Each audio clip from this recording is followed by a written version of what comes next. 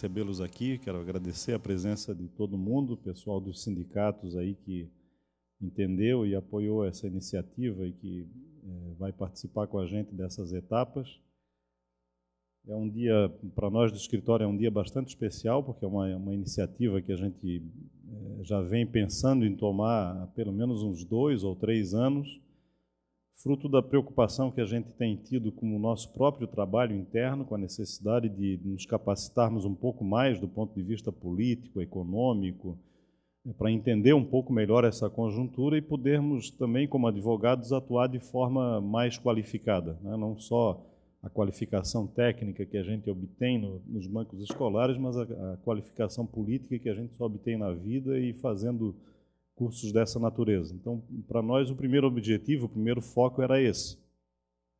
Quando nós pensamos em realizar um curso dessa natureza voltado, então, para o nosso público interno, logo surgiu uma discussão entre nós no escritório. Bom, mas do que adianta a gente pensar em ter uma capacitação política voltada para o público interno, se a gente não colocar o nosso pessoal do escritório junto com o pessoal do meio sindical para também debater as realidades vivenciadas pelo meio sindical, né? De modo que a gente possa debater determinados temas, entender melhor a conjuntura e, sobretudo, entender melhor como o movimento sindical tem enfrentado essa conjuntura, né? Para que a gente, então, possa, como profissionais, ver melhor os melhores caminhos, a melhor forma que nós podemos atuar para ajudar o movimento sindical. Então, daí surgiu a ideia de também a gente envolver o movimento sindical e o movimento social. Nossa ideia inicial era, inclusive, abrir possibilidade de movimentos sociais, de maneira geral, virem para esses debates. Não está descartada ainda para o segundo módulo. Nós vamos fazer um esforço nesse sentido, de trazer alguns movimentos sociais para entender também, conviver um pouco com eles aqui nesse espaço e entender um pouco melhor a realidade deles, né? Porque a ideia era que nós tivéssemos aqui a teoria e, ao mesmo tempo, a prática, né, dessas lutas cotidianas para poder, daí, extrair, vamos dizer assim, a melhoria para todos nós. E essas preocupações que nós tivemos há 1, 2 anos atrás, eu penso que de lá para cá recrudesceu essa necessidade quando a gente começa a olhar para os movimentos de rua e algumas manifestações que a gente vê, seja nas mídias sociais, seja na vida da gente, né, e cada vez mais movimentos de cunho, eu diria que fascistas em alguns casos, né? Não precisamos ir longe, né? Aqui em Florianópolis, aqui na região, há poucos dias atrás foi morto um haitiano, a princípio por crime de ódio, mas que fica claro que tem tudo de xenofobia, né? Além de ser um crime de ódio e de racismo, tem tudo de xenofobia, né? Agora, há poucos dias atrás, a cacique do Morro dos Cavalos sofreu um atentado a tiro, 10 tiros para tentar matar essa mulher que faz movimento pelos índios do Morro dos Cavalos, né? Aqui do lado da gente, parece que não é com a gente, né? Que alguém tenta assassinar com 10 tiros. Enfim, há poucos dias atrás, a delegação de um dos times de vôlei que jogava em Criciúma, as negras dessa delegação, porque são cubanas, foram agredidas como sendo negras, mas, a meu ver, o problema não era só, se dá para dizer que isso é só, né? Um problema de natureza racista, era também de natureza política, pela origem do país que elas vêm, né? E que está no mote do debate político atual de combater de qualquer forma qualquer pensamento de esquerda. Então, eu acho que todo esse quadro demonstra a necessidade de todos nós que, de algum modo, atuamos no meio social, a necessidade de nós também nos compromissarmos com debater esses temas e tentar nos capacitar para enfrentá-los da melhor forma possível, né? Então, o objetivo desses eventos que nós vamos fazer, esses 6 módulos, e a ideia é que, se tudo der certo, o escritório continue fazendo isso no ano que vem. A ideia é, a cada semestre, a gente tentar promover cursos dessa natureza. Não substitui de modo algum a formação sindical dos sindicatos, não é esse o nosso objetivo. O nosso escritório não tem jamais a pretensão de querer virar um escritório de formação sindical, seria errado se tentasse fazer isso, né? O que a gente quer é contribuir, né? Na medida do possível, do nosso esforço, contribuir para que todos nós juntos possamos nos aperfeiçoar e enfrentar melhor os problemas que nós enfrentamos no campo mais jurídico, vocês enfrentam no campo mais político, mas nós não podemos deixar o escritório de enfrentar também no campo político, porque o escritório, o nosso escritório em particular, é marcado por esse viés ou por esse compromisso desde a origem.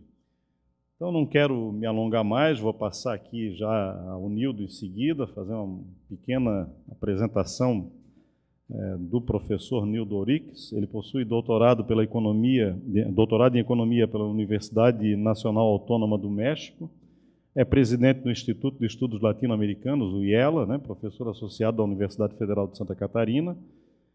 Em 2010, gozou licença capacitação na divisão de pesquisa do Banco Central da Venezuela.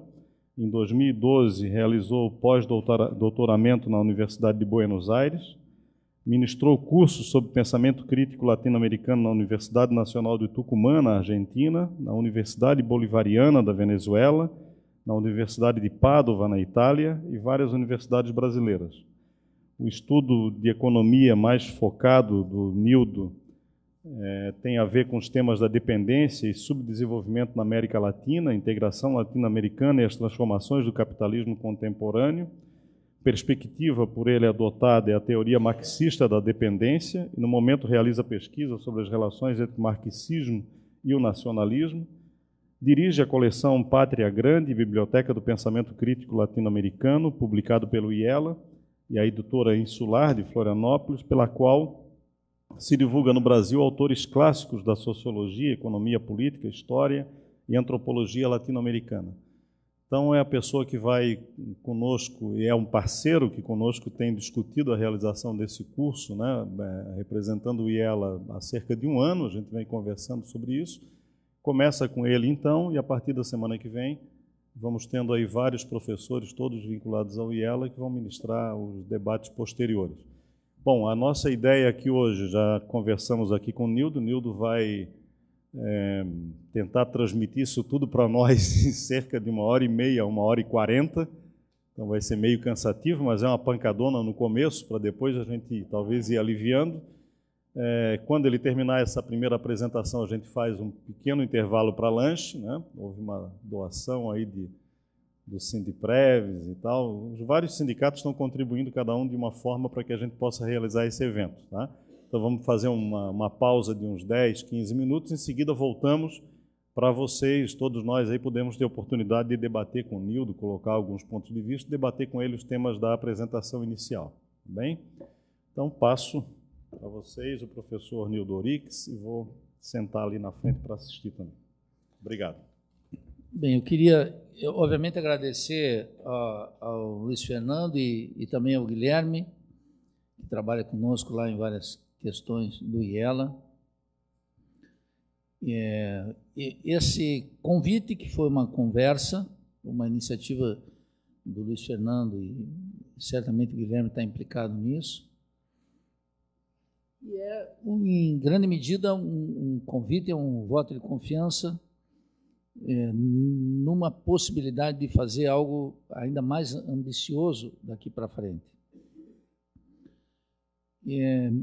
A caracterização, se a gente observar o sindicalismo brasileiro, eu quero dizer isso sem nenhum ar professoral, nós tivemos nos últimos anos uma grande regressão intelectual nos sindicatos.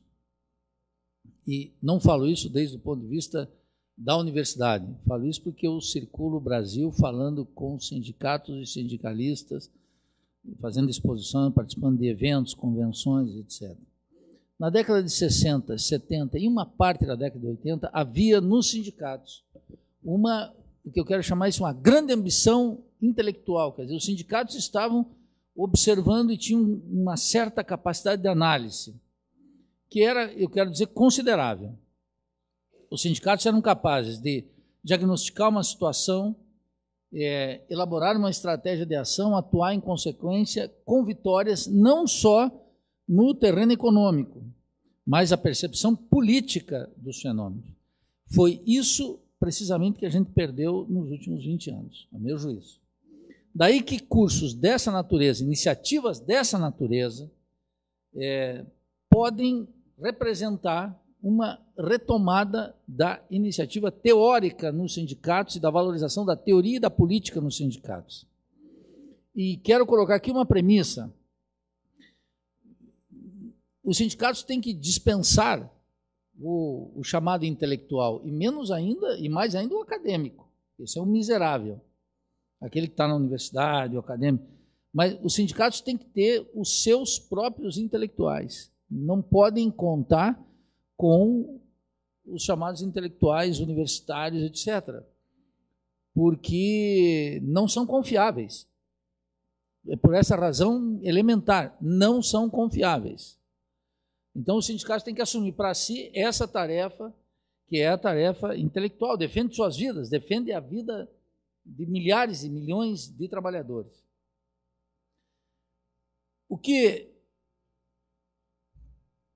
Então, portanto, essa iniciativa aqui é uma iniciativa uma experiência importante para vocês, para o escritório, para os sindicatos que estão apoiando, e muito importante para nós também no IELA, no Instituto de Estudos Latino-Americanos, porque é uma espécie de extensão numa atividade mais vinculada com aquilo que tem de muito importante na vida brasileira, que são os sindicatos. E que os sindicatos têm que retomar um protagonismo político que tiveram no passado e que perderam nos últimos 15, nos últimos 20 anos. Estão perdendo esse protagonismo político. E é esse protagonismo político que precisam retomar. A exposição que eu quero fazer aqui, ela provavelmente se desdobra mais uma, e lá no final eu volto para fazer provavelmente uma segunda ou uma terceira exposição. Ela pode se expressar num pequeno verso de um poeta português chamado Fernando Pessoa, que diz o seguinte: nós que nascemos no aparente, podemos suportar o real? Quer dizer, aqui a grande questão é que nós estamos, como trabalhadores, acostumados a ver a aparência dos fenômenos e não entendemos sua lógica última, aquilo que organiza. E quando a gente está discutindo, sobretudo, economia, o plano real, o ajuste fiscal, todos os sistemas contemporâneos, foge da percepção imediata da maioria dos trabalhadores por que estamos, por exemplo, nessa crise. Qual é a origem dessa crise? Essa crise será passageira, será duradoura? E as perguntas essenciais desaparecem. E elas desaparecem, basicamente, a advertência número 1 é uma separação entre a economia e a política. Essa é a principal. Não ocorre por acaso. A separação entre a economia e política é um instrumento da classe dominante e como ela nos ensina a pensar.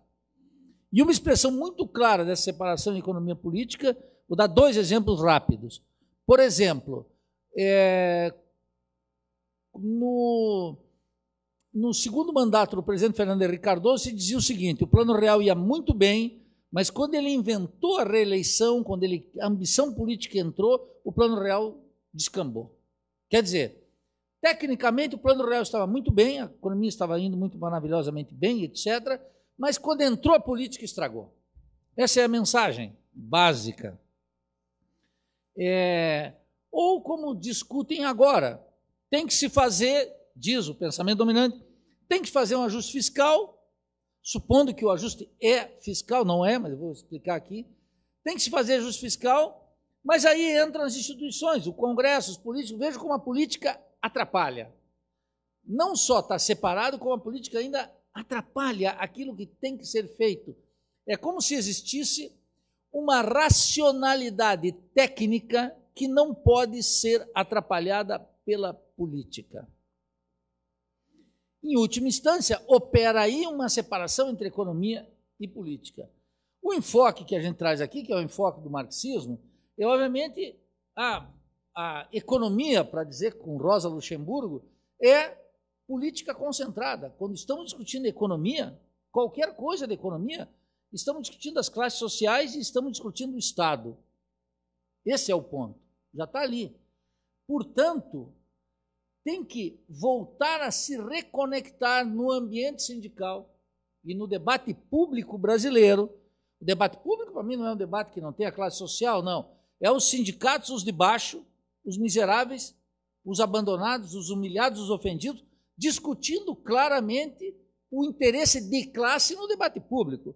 O debate público aqui não é esse debate de tipo parlamentar que domina a cena brasileira, que o que parece que está em jogo é o interesse geral da nação sem o interesse das classes sociais. Não, aqui é o debate público, os trabalhadores intervêm com voz própria, perspectiva própria e demandas próprias. E, portanto, reconcilia o debate entre política econômica e economia política. O que eu quero dizer com isso, gente? Em qualquer debate sobre economia, qualquer, antes de qualquer coisa, o debate atual sobre o ajuste fiscal, ou o debate sobre o plano real, ou o debate sobre a dívida, qualquer um, a primeira pergunta que um sindicalista tem que responder é quem ganha e quem perde. Porque em economia é essencialmente isso, quem ganha e quem perde. Não é outra coisa. Claro, isso é difícil porque, em geral, a ideologia dominante, o discurso dominante, afirma o tempo inteiro que há um interesse geral. Há um interesse geral. Agora, por exemplo, o interesse geral do país. Ou mesmo na crise, eles estão discutindo o tempo inteiro, vocês estão vendo notícia o tempo inteiro, que, no fundo, o saldo líquido é o seguinte, está ruim para todo mundo. Está ruim para todo mundo. Isso é rigorosamente falso. Quando tem uma crise como essa, tem setores que estão ganhando muito mais do que ganhavam antes da crise. Só para dar um exemplo desse ano, só um exemplo, pequeno, minúsculo, e ao mesmo tempo gigantesco. O balanço de todos os principais bancos brasileiros no primeiro semestre de 2015 é superior em 40% de todo o lucro bancário do ano passado. Quer dizer, quando a gente abre o jornal e lê isso, a primeira conclusão é, opa, a crise melhorou a vida dos bancos. Então, aquele discurso de que todo está ruim para todo mundo é rigorosamente falso. Para os bancos, já de cara, melhorou substancialmente. Esse dado que eu estou dando aqui, todos os dados que eu vou dar aqui, são os dados do Banco Central, do Ministério da Fazenda, e esse dado dos bancos saiu em todos os jornais, é a análise do balanço dos bancos nos 2 primeiros trimestres de 2015, até de janeiro a junho. De janeiro a junho, portanto, quando a presidente Dilma começa o segundo mandato, já sob a orientação de Joaquim Levy, o lucro dos bancos foi 40% superior a igual período do ano passado. Quer dizer, antes da crise, os bancos não foram tão bem quanto foram agora na crise. Só para dar um único exemplo. Poderia falar do latifúndio, poderiam falar do lucro comercial, poderiam falar do lucro industrial, das multinacionais, etc. Mas isso a gente vai discutir ao longo do tempo aqui, mas só estou dando esse exemplo para mostrar como a crise é essencialmente uma crise desigual, não é ruim para todo mundo. E, inclusive, em aspectos essenciais, a crise é absolutamente indispensável para abrir as oportunidades para alguns setores, algumas frações do capital. Vou dar 2 exemplos rápidos de como é que isso ocorre. Depois vamos ver com mais detalhe. Por exemplo, uma brutal desvalorização do real em relação ao dólar, isso que todo mundo fica vendo na televisão todo dia, até onde vai o dólar. O sujeito não tem $1 em casa, mas ele está preocupado com aquilo. E, claro, ele tem que estar preocupado, sobretudo os assalariados, porque os primeiros que perdem com a desvalorização do dólar são os trabalhadores assalariados. Por quê? Porque a economia, o capitalismo do Brasil, ele está dolarizado. Então, os empresários repassam os custos diretamente. E o trabalhador está perdido, vai começar a pagar na esquina. Não é só que o trigo do pãozinho é importado da Argentina e tem que ser pago em dólar. Não, os custos da maioria dos capitalistas no Brasil está tudo calculado em dólar. Ele calcula em dólar, ele não calcula em real. Calcula em real é o trabalhador alienado, ele que calcula em real. Os capitalistas, todas as frações, calculam em dólar o tempo inteiro. Bem, A desvalorização dá uma pancada nos salários. E a desvalorização permite, por exemplo, para os fazendeiros, o latifúndio, exportar muito mais. Você veja que é uma desigualdade na crise. Isso é muito elementar, eu sei, mas é exatamente isso que a gente tem que recordar como ponto de partida. A crise não é ruim para todo mundo. Os salários caem. O desemprego aumenta. É muito bom para o investimento. Os capitalistas, com o salário em queda, desemprego em alta, baixo poder de barganha dos sindicatos, permitem, logo em seguida vai permitir, em 2 anos e meio, 3 anos talvez, uma retomada no investimento com salários muito baixos. Vai ficar barato para o capitalista fazer o investimento. Então, esses pequenos exemplos mostram com clareza como é desigual o desenvolvimento capitalista, como ele é desigual no momento de taxas grandes de acumulação, crescimento, e como ele é desigual também no período de recessão. Ele é muito desigual no período de crescimento. Basta observar que nos períodos de, chamemos assim, de maneira popular, de vacas gordas, quando o produto cresce, a produtividade do trabalho se incrementa, os salários não acompanham na mesma medida. Ponto. Então, essa advertência é fundamental. O que eu quero dizer? Para os trabalhadores, gente, os trabalhadores perdem, de maneira geral, nas fases de crescimento e perdem mais ainda na fase de recessão. Moral da história, os trabalhadores perdem sempre. Depende de condições de luta. De maneira geral, os trabalhadores perdem sempre. Bem, essa premissa é fundamental para a gente analisar esse longo período.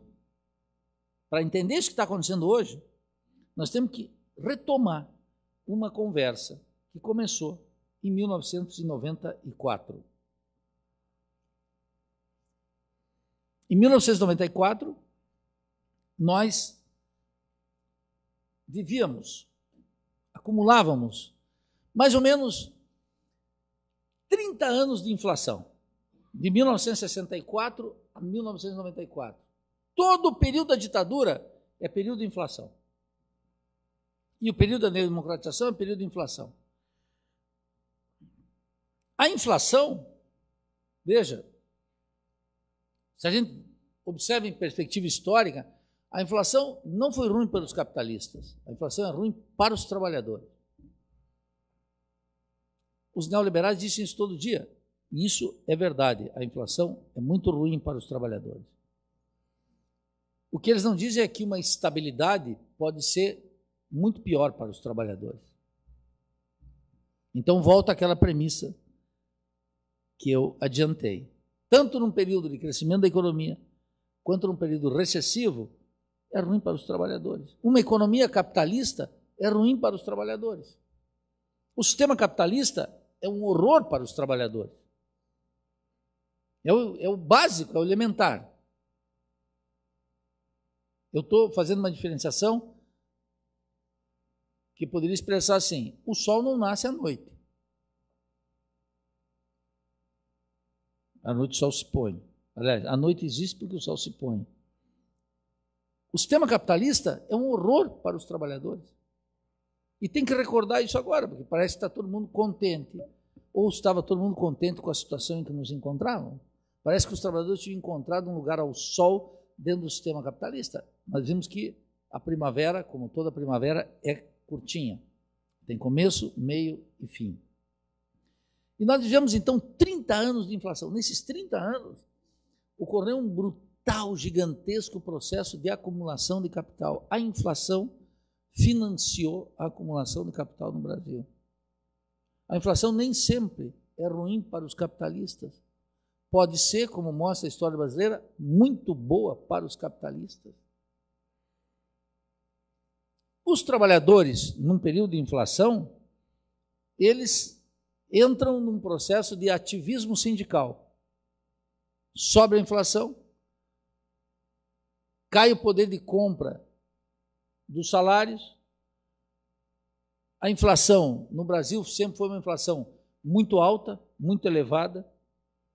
10% ao mês, 15%, até 20% ao mês, inflação gigantesca, os trabalhadores vão à greve. Os sindicatos passam a ter protagonismo. O ativismo sindical eleva a consciência dos trabalhadores.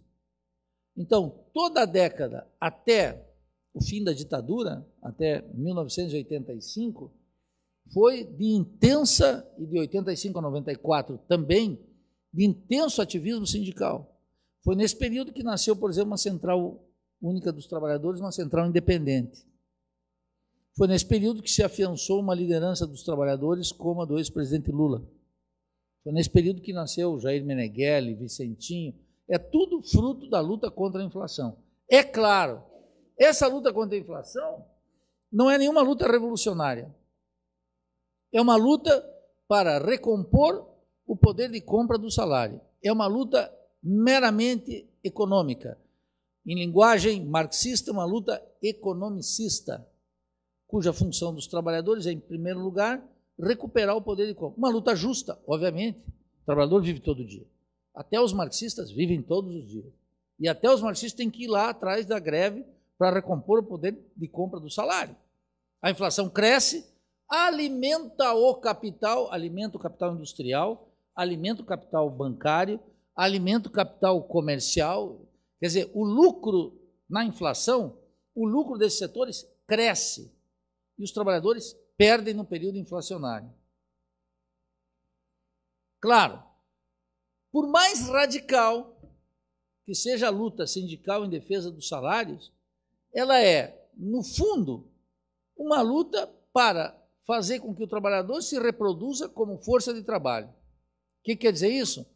Por mais radical que seja o sindicato, pensa o sindicato que faz ocupação, vai lá, mata um capitalista, quebra uma fábrica, faz tudo que vocês imaginarem, para conquistar o salário, para conquistar pressão para a negociação. Fecham estradas, não fizeram, mas incendiar um tribunal, por exemplo, matar alguns juízes, enfim, algumas coisas mais que temperasse a vida política brasileira. Por mais que fosse radicalismo, em última instância, eu não estou estimulando, hein? Só estou dizendo que se fizessem. O que acontece? Por mais radical que fosse, que seja essa luta, ou que foi essa luta, ou se será essa luta, por mais radicalismo que seja o sindicato, ele só está recompondo o poder de compra dos salários e, portanto, reproduzindo o trabalhador como força de trabalho. É importante, é contra o lucro do capitalista, mas não está fazendo outra coisa. Está, em grande medida também, reforçando o próprio sistema capitalista em determinadas condições. É inexorável que faça, porque é uma luta, digamos assim, em primeiro nível, do estômago. Não consegue pagar as contas, vai para a greve. Mas a greve, em si mesma, não tem nada de revolucionário, que eu quero dizer. O que não quer dizer que a gente tem que abrir mão do direito de greve, ao contrário. O direito de greve é fundamental, a burguesia brasileira quer suprimir o direito de greve, ou quer regulamentar o direito de greve agora, para, na prática, impedir as greves. O que quer dizer que o sistema capitalista não vive com as greves tranquilamente. Mas quer dizer que quando a gente faz greves, como, por exemplo, dos professores das federais agora, mais de 3 meses, os técnicos, é uma greve que está, em última instância, por mais radical que seja, por maior que seja a vitória, o que ela faz só recompõe a nossa condição de assalariado. Isso quer dizer o seguinte, que aquele sindicalismo que nasceu nos anos 80, final dos anos 70, início dos anos 80, que era aquele sindicalismo chamado combativo, ele era um sindicalismo que atuava respondendo a uma estrutura do desenvolvimento capitalista dependente no Brasil. Isso é fundamental reter. O desenvolvimento capitalista na América Latina e, portanto, no Brasil, está marcado pela superexploração da força de trabalho. O que quer dizer isso? Quer dizer o seguinte, que hoje mais de 80% da população economicamente ativa no Brasil ganha até 3 salários mínimos, o que dá cerca de R$ 2.200 quando o salário mínimo do DIEESE, baseado no decreto de Getúlio Vargas, seria o equivalente hoje, eu estive dando uma olhada essa semana, acho que deve estar, ele subiu e baixou 3.400, né? R$3.400. O salário, anota, esse é um conceito importante vocês anotarem, o salário mínimo necessário. Isso é muito importante na luta dos trabalhadores. Tem o salário mínimo e tem o salário mínimo necessário. 80%, é um pouquinho mais até, da população economicamente ativa, de todos os trabalhadores, ganham até 3 salários mínimos. E os 3 salários mínimos somados não dá o salário mínimo necessário para que um trabalhador e sua família se reproduza. O que significa isso? Que no desenvolvimento capitalista, não importa se o governo é do Collor, não importa se é do Itamar, não importa se é do Fernando Henrique, não importa se é do Lula ou da presidente Dilma, não importa. Aqui manda uma regra de ouro: superexploração da força de trabalho. Esse conceito é fundamental. E é nesse contexto que o sindicalismo reage contra. E ao reagir contra, até assume um radicalismo, mas está lutando por algo que ele não conhece, que ele não sabe. Ele pensa que os salários são baixos, ele pensa que a inflação é elevada, só que ele não percebe que ele está lutando contra uma lei do desenvolvimento capitalista na periferia, que é a superexploração da força de trabalho como uma característica permanente. E é por isso que o sindicalismo aqui tende a ser muito explosivo. As lutas dos sindicatos tendem a ser, nós vamos entrar agora nisso, já entramos num período em que a luta é muito explosiva. O pessoal do DIEESE estava me dando dado, eu acho que esse ano nós já tivemos 2.900 greves. E o máximo que nós tivemos aí, quer dizer, isso vai ser uma explosão de greves. Greves curtas, greves de algumas horas, greves de alguns dias, greves de alguns meses, todo tipo de greve. Greve com conquistas parciais, com nenhuma conquista, greve com pactos de todo tipo. As greves vão explodir. E é por isso que a classe dominante está tentando dizer muito claramente: vamos ter que regulamentar o direito de greve, vai para cima do Supremo, vai para cima, já está montando esse cenário aí, já está montando no Congresso Nacional, etc.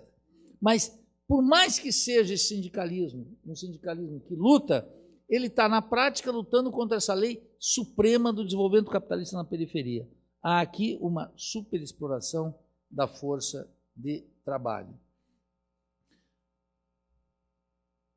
Contudo, esse conjunto de greves, quero recordar, move o sindicalismo. E cria isso que eu estou chamando de um ativismo sindical. Nós retomamos essa fase. Agora haverá um intenso ativismo sindical. Na greve, os trabalhadores param, começam a lutar, começam a discutir, tira o trabalhador daquela normalidade, da alienação do seu trabalho. Vou repetir, tira o trabalhador da alienação do seu trabalho, se encontra com a categoria, discute a alternativa, tem que medir forças, tem que voltar às ruas, tem que fazer aliança com outros setores, vai pressionar no Congresso, vai enfrentar a mídia, que é toda contra ela, vai enfrentar os tribunais, etc. Os trabalhadores começam, desde o sindicato, a fazer política, fazer um ativismo sindical que estava, em grande medida, amortecido ou bastante diminuído no seu ímpeto e na sua consciência de classe. De 1964, portanto, até 1994, 30 anos, foram 30 anos de inflação. A inflação, gente, cansa. A inflação exaure. O capitalista não gosta, mas os trabalhadores também não gostam, com muito mais razão, porque os trabalhadores perdem. E os trabalhadores são os que mais perdem com a inflação. Sabendo disso, os capitalistas disseram: a inflação é muito ruim para os trabalhadores, logo a estabilidade da moeda é muito boa para os trabalhadores. E é aí que a gente diz: falso. A primeira parte é verdadeira. Os trabalhadores só têm um instrumento de luta contra a inflação, que são as greves. que é o sindicato. Daí a importância do sindicalismo. A segunda assertiva dos capitalistas é: a estabilidade é muito boa para os trabalhadores, a estabilidade da moeda é muito boa para os trabalhadores. Errado. Pode ser muito pior do que a inflação, ou pode ser igual que o período inflacionário. Por que eu estou mencionando isso? Porque em 1994 começou uma operação que chamou Plano Real.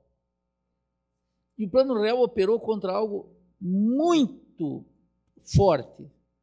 As massas no Brasil estavam cansadas da luta contra a inflação. Estavam exaustas. Por quê?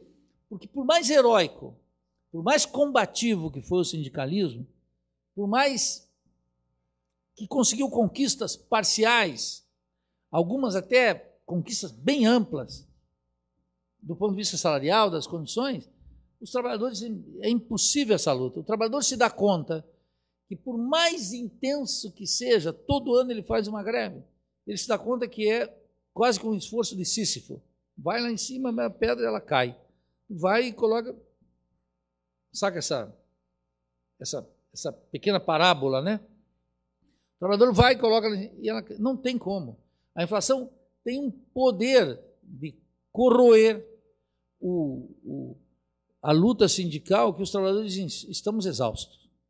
Lutamos muito, aprendemos muito, ganhamos muita consciência, mas dá um cansaço completo. Quem faz greve sabe como a greve é um período muito exaustivo da vida das pessoas. É uma desgraceira. Fazer greve é uma desgraceira. Não tem alternativa. Não é? Fazer greve é uma loucura. É bom para emagrecer? Talvez. Mas é uma loucura. Quebra a rotina, arrebenta. Enfim, os trabalhadores cansam disso. E quando a elite brasileira, em 94, diz o seguinte: precisamos estabilizar a moeda,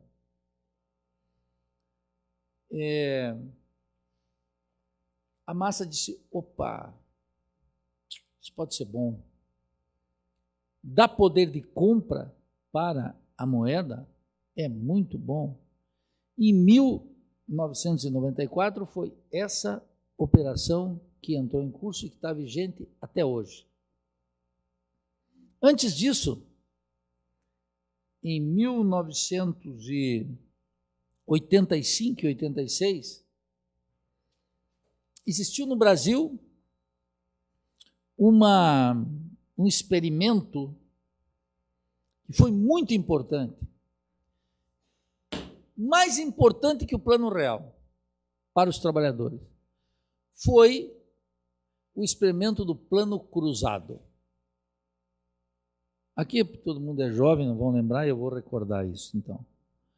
O Plano Cruzado inventou uma moeda, o cruzado, e o Plano Cruzado entrou em vigência no dia 28 de fevereiro de 1985 e acabou no dia 15 de novembro, dia 17 de novembro do mesmo ano, quando nós tivemos eleições.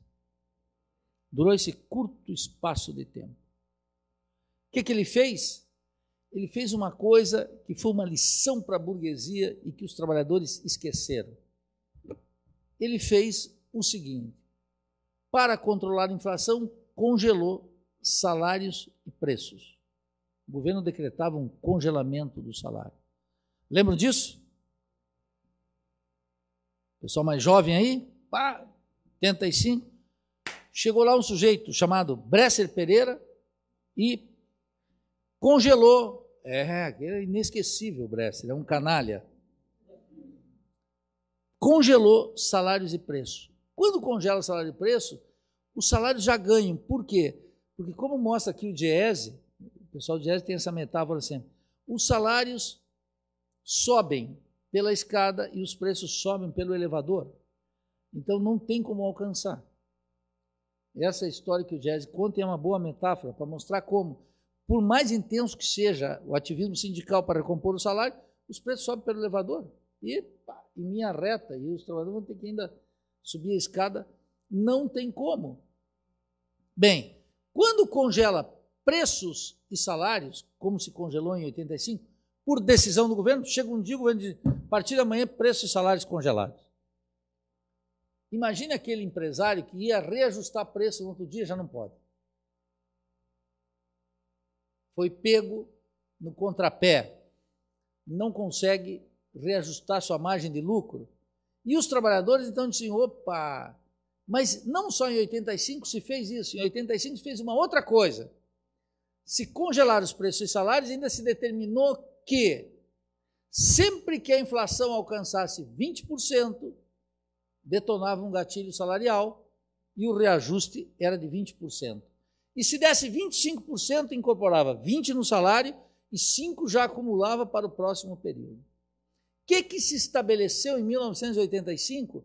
Se estabeleceu algo fundamental, aquilo que o Diese e os sindicatos defenderam durante muito tempo, que foi uma escala móvel de salários. Para fazer o quê? Para fazer com que essa diferença entre a elevação dos preços e a correção dos salários fosse menos desfavorável para os trabalhadores. E se experimentou isso e com o plano de Bresser Pereira, que na verdade eu acho que era o plano de Sunar, se estabeleceu o congelamento e um gatilho salarial. Foi o plano cruzado. O melhor plano para os trabalhadores. Só por esse aspecto. A inflação voltou a crescer. No começo ela estabilizou os preços. Os trabalhadores tiveram um poder de compra muito semelhante com o que aconteceu com o plano cruzado, com o plano real, muito semelhante. Congela preço e salário, em seguida os trabalhadores começam a ter um poder de compra maior. E os trabalhadores não só começaram a comprar tudo que apareceu. Começaram a comprar carro, começaram a comprar eletrodoméstico, começaram a comprar aparelho de som, o mercado interno turbinou e etc e tal, e tinha eleições no dia 15 de novembro. E o PMDB, que estava no comando disso, no final da ditadura, elegeu de 24 estados, elegeu 23 governadores e fez maioria na Constituinte de 88. Fez na eleição de 1985. Teve um tremendo apelo popular. A massa, quando olhou aquilo, votou no PMDB. Naquela época não tinha Cunha, não tinha Renan Calheiros, Michel Temer, todo esse pessoal, Cátia Abreu, nada. Era um PMDB um pouquinho mais diferente. Ganhou as eleições, fez maioria na Constituinte. 2 dias depois de apurar as urnas, o governo liberou os preços. Contou os votos, maioria na Constituinte, o governo liberou de novo os preços. Por quê? Porque tinha acontecido algo fundamental que eu tenho que recordar a vocês para discutir hoje, hein? Isso aqui não é uma linha de história de quinta, é para discutir hoje. É para a gente discutir o plano cruzado, o plano real, do Monsieur Fernando Henrique Cardoso, do presidente Lula e da presidente Dilma, para mostrar a continuidade que existe entre os três. Esse é meu objetivo aqui, já estou dizendo claramente. Como eles são absolutamente iguais em questões essenciais. Diferentes em algumas e iguais do ponto de vista do trabalhador em outras. O que tinha vingado naquele período? Vingou o seguinte, na medida em que a inflação diminuiu e o poder de compra aumentou, a massa saiu consumindo tudo, que nem agora, nesse último período. Saiu consumindo tudo. Consumindo tudo o que é? Caviar? Não. Ele é doméstico, compra lá mais uns tijolos, amplia um pouco a casa, e faz essas coisas que a grande maioria da população premida pela necessidade faz. O setor de classe média vê o dólar barato, viaja um pouquinho, dá uma viagem para Buenos Aires, outros abobados vão para Miami. Tem um pouco de tudo. Um pouco de tudo aí. Então, elevou um pouco o salário, a classe trabalhadora gasta. Mas gasta no quê? Gasta em cima de suas necessidades. Já tem um conjunto de acúmulo de carências, ela vai e consome. Quando ela consome, qualquer aumento que dá, esquenta o mercado interno. E esquenta o mercado interno, se não dá para reajustar preço, o que os capitalistas fazem? Suprimem o produto. Naquele período que começou a crescer o consumo dos trabalhadores, como não podia reajustar preço, os capitalistas o que fazem? Tiram o produto da prateleira, começa a faltar o produto. É que nem no transporte coletivo. Quando a taxa de lucro não está boa, o que o capitalista faz? Começa a atrasar. Devia passar 8,15, vai passar 8,20. Devia passar 8,20, vai passar 8,27. E aí vocês chegam lá no Campeche, demora 2 horas para sair da universidade e chegar no Campeche. 2h30. Bom, essa dinâmica, você veja que aí mostra o seguinte, o trabalhador tem um mecanismo de defesa contra a inflação e o capitalista tem muito mais. Porque se a margem de lucro não está garantida, o que ele faz? Ele suprime o produto, não entrega. Esconde.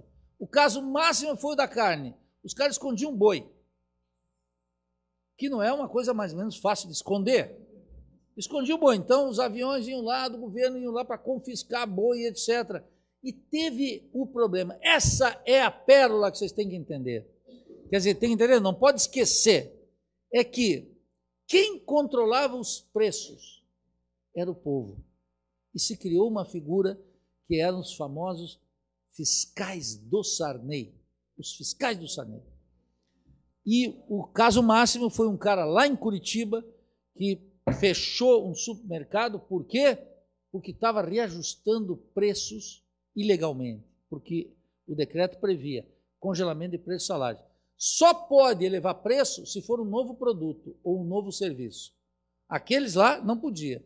E o cara foi lá e fechou. Apareceu no Jornal Nacional, esse jornal revolucionário aí, comunista. Ele foi lá, fechou em nome da presidenta, em nome do Sarney, fechou o supermercado.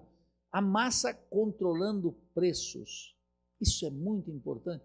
O povo se metendo na economia, controlando o preço. Isso deu uma popularidade tão grande para o governo e para o partido do governo que ele fez a absoluta maioria no parlamento e ganhou a Constituinte. E quando ele ganhou, no outro dia ele foi lá e liberou os preços. Claro, tudo normal. Tudo normal. Nenhuma surpresa para quem? Surpresa para a massa. Porque a massa pensava que tinha conquistado o paraíso. Acreditou de maneira religiosa que o paraíso existia. Só que não tem paraíso. É tudo aqui. É tudo aqui. Então entrou no paraíso durante 9 meses, depois acabou o paraíso. Agora voltou, salários e preços, e os sindicatos voltaram de novo. E aí tinha que fazer uma coisa. Tinha que acabar com o gatilho salarial, porque quando a inflação volta, imagine, a inflação começava a acumular, dava 15% no mês. No outro mês dava mais 10%. Já acumulava, porque é índice sobre índice, dava 20% de reajuste e ficava o outro mais 2 meses, mais 20%. Imagine um prefeito. Como é que ele vai fazer? Luiz Fernando, tem que dar o reajuste para 5 mil funcionários, mas a arrecadação não sobe. Os municípios estavam tudo quebrando, o sindicalismo foi para as cabeças e 20%, e não tinha mais problema. Deu a inflação, o trabalhador ficava tranquilo. Vem mais 20%.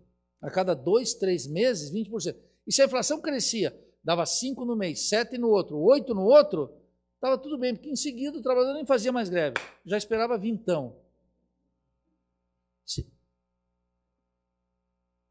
Foi uma lição para os capitalistas que eles disseram nunca mais essa experiência de tablita, controle de preços, congelamento, nada disso. Retenham isso, o plano cruzado foi essa experiência que envolveu o povo. Por isso que em 1994, no plano real, não existiu nada disso. No plano real foi uma coisa chamada URV, que é quase como um OVNI. Quer dizer, o que é uma URV? Era uma combinação de 3 índices. O índice de inflação, a taxa de câmbio, etc. O cara disse, como é que é isso? Vai no supermercado e diz, a moeda vale isso aqui em URV.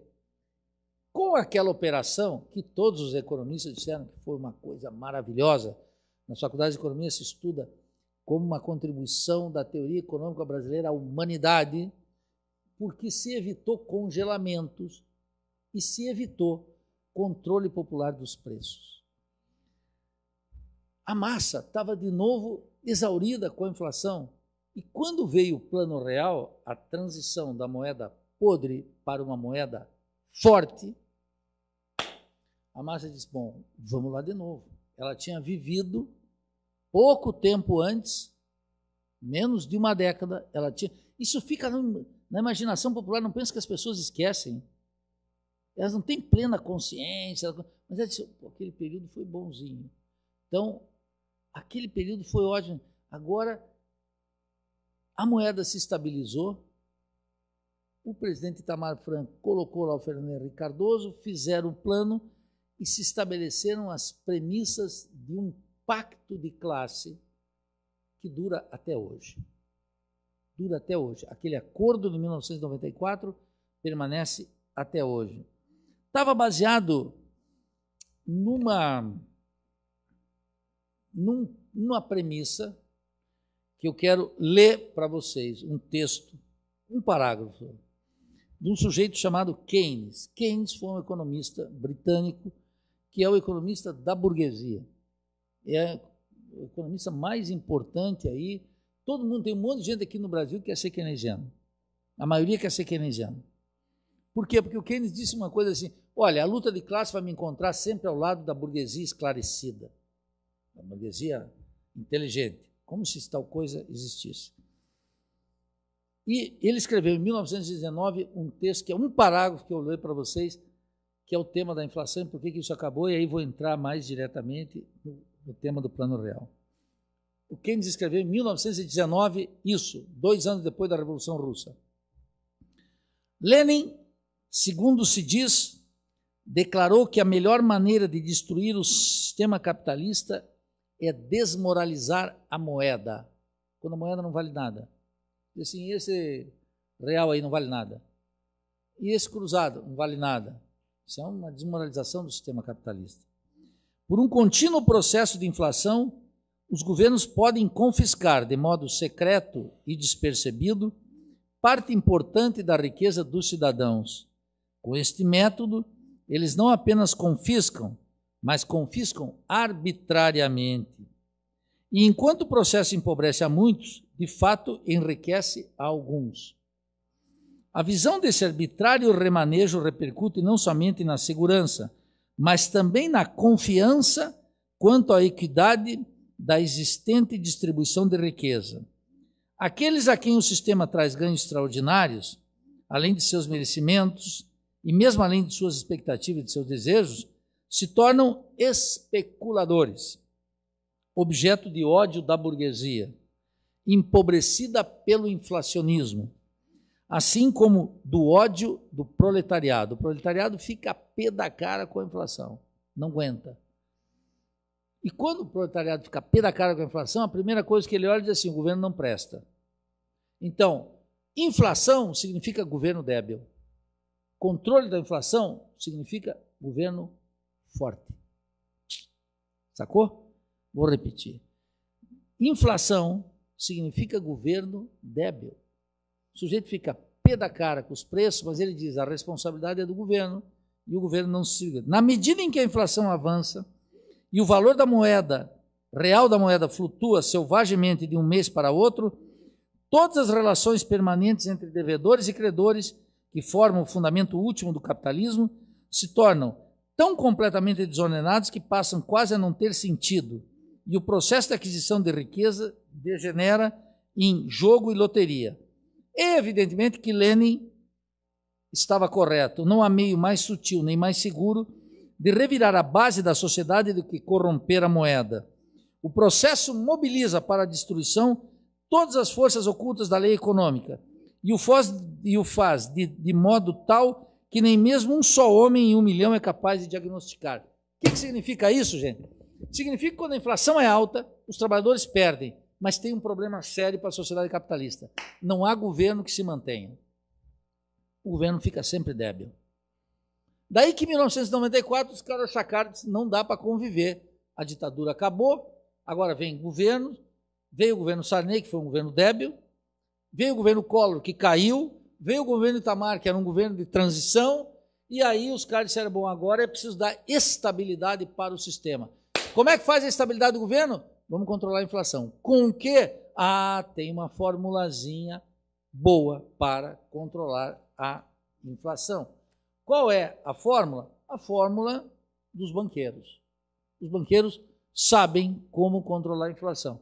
E eles fizeram algo fundamental. Fizeram aquela coisa da URV, mas estabeleceram um critério. E aqui é a segunda grande advertência para a gente discutir, fizeram o seguinte: vocês terão que escolher se o que nós temos hoje são consequências do plano ou se eram premissas do plano.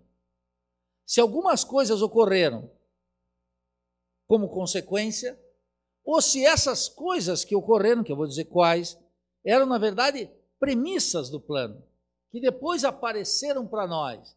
No começo, para nós, lá, como diz o poeta, era o aparente. A gente viu o aparente, as aparências. Depois a gente foi vendo e disse, não, mas para aí, estão acontecendo alguns fenômenos aqui que a burguesia explicou dizendo, isso a gente não tinha previsto. Mas a gente pode dizer, não era uma consequência, era uma premissa. Quais são as premissas? Qual foi a medida número 1 do governo? Foi decidir pelo Banco Central a elevação drástica da taxa de juros a mais de 50%. Chegou até 53%, 54%. A taxa de juros mais elevada do planeta Terra e do Sistema Solar. Não tinha outra taxa de juros.